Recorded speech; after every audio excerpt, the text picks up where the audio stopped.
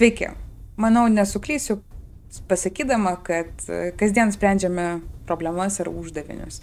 Ir mūsų domina uždaviniai susiję su kitais žmonėmis, ar su ištekliais, energija, informacija, kaip jį juda, kaip efektyviausiai ją perduoti. Tai mokslininkai vis dažniau pastebė, kad vienaląstis, be smegenų esantis gleivūnas gali išspręsti tokias problemas geriau negu žmonės, geriau negu superkompiuteriai. Tai vat, jeigu jūs kada nors ėjote miške, galbūt pastebėjote tokias geltonas gijas, kurios besidriekia per nudžiūvusius medžius ar nukritusių lapų sankaupas. Tai judėdamas nepaprastai lėtai, toks gleivėtas organizmas lėtai ryja mikroorganizmus. Ir iš pirmo žvilgsnio tokia beformė masė gali pasirodyti primityvi. Tačiau jos elgesys yra visai kas kita. Šis unikalus organizmas yra vadinamas gleivūnu. Keliaudamas miško paklote, ieškodamas maisto, jis priima sprendimus, kurie remiasi sudėtingų kompleksinių rizikų įsivertinimu. Koks yra alkio lygis ir rastų maisto šaltinių kokybė. Netgi tai yra svarbu jam priimant sprendimą.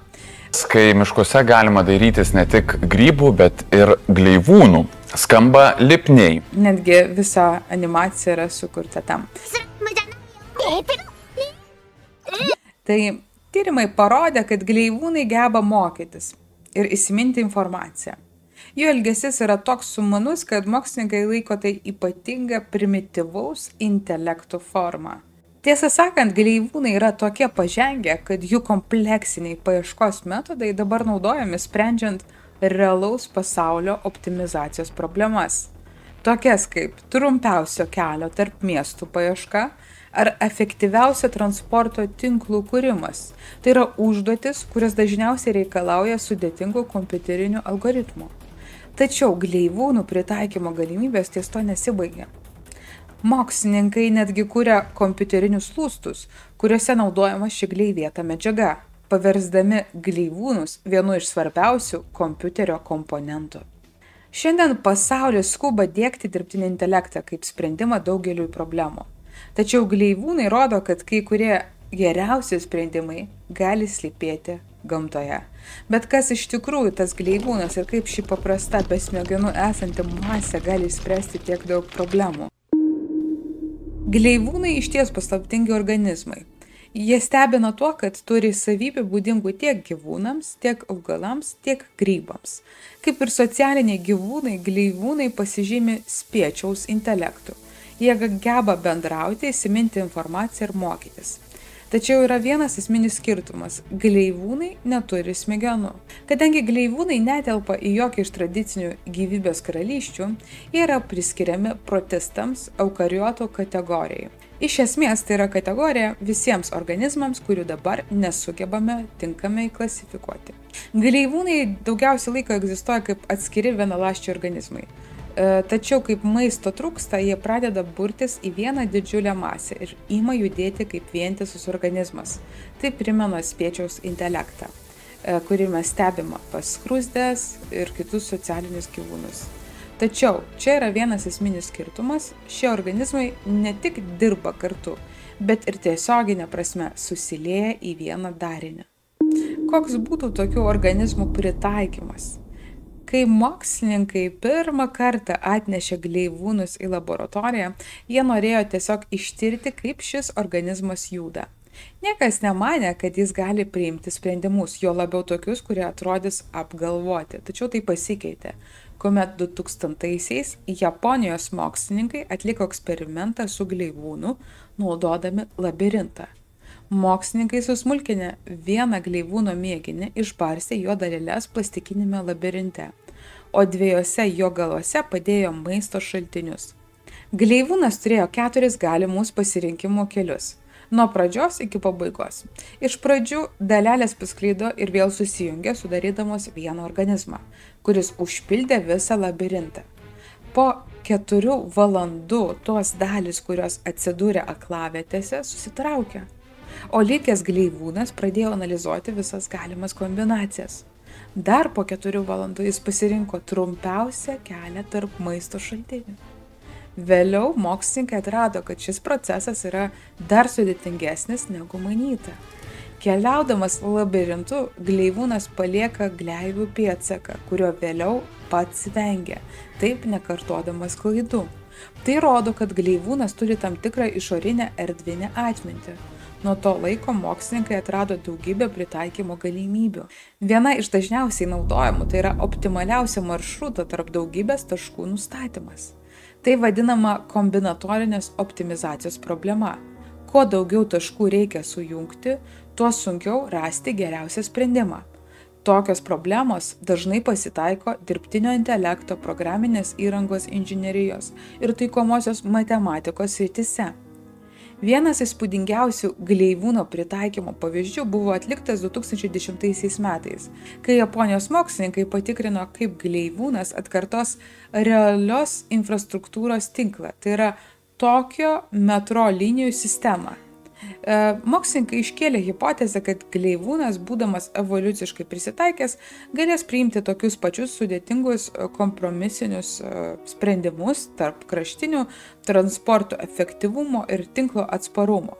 Taigi jie ant plokščio Tokijo regiono maketo išdėstė maisto šaltinius ties 36 miestais, kurios jungia šios metro linijos ir leido gleivūnui lėtai augti iš centrinio Tokijo taško.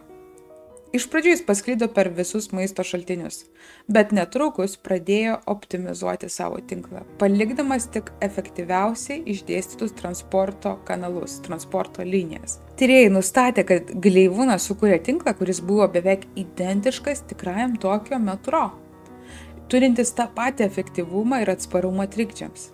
Kitaip tariant, šis vienaląstis organizmas ne tiesiog atsitiktinai ieškojo maisto, bet veikė kaip tikra inžinierių ar architektų komanda.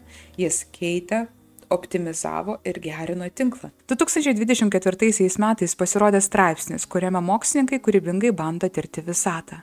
Tai yra sudėtinga, nes visata yra tarpusavėje susijusi.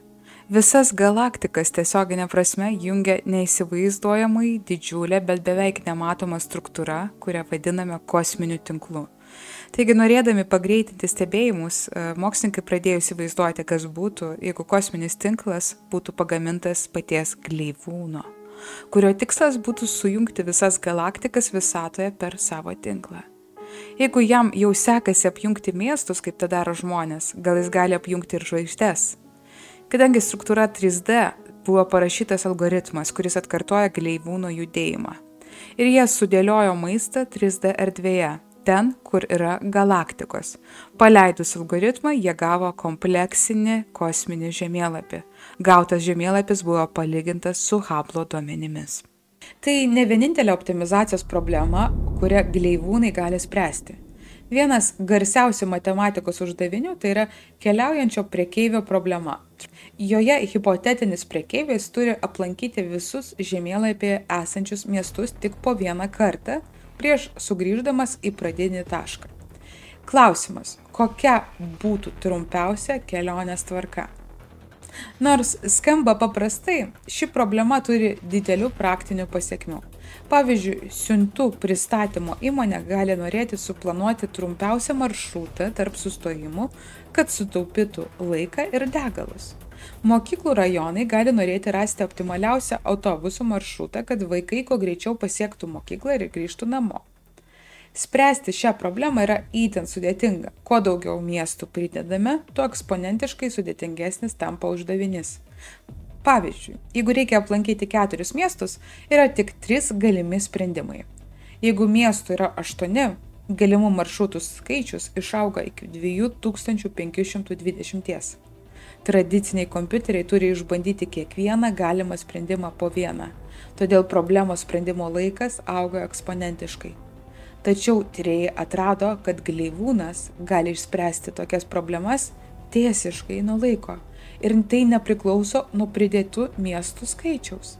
Taip yra todėl, kad jis apdoroja informaciją lygiagrečiai, vienu metu nagrinėdamas visas galimas kombinacijas, visus galimus sprendimus.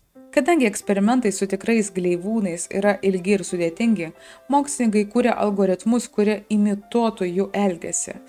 Dabar mokslininkai tyria galimybę naudoti gleivūnus kaip fizinius kompiuterius.